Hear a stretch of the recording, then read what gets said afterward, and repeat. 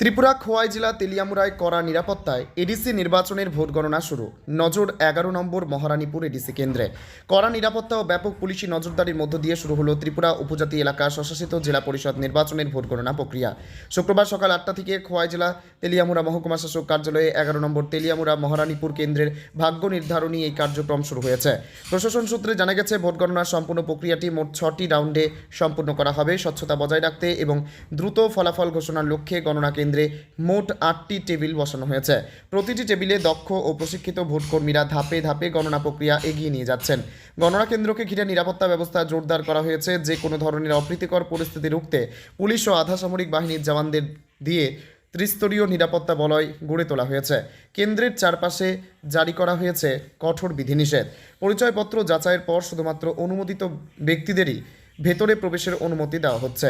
তেলিয়ামুড়া মহকুমা প্রশাসনের পক্ষ থেকে জানানো হয়েছে, অবাধ ও নিরপেক্ষভাবে ফলাফল ঘোষণা করতে সব ধরনের প্রস্তুতি আগে ভাগেই সম্পন্ন করা হয়েছিল।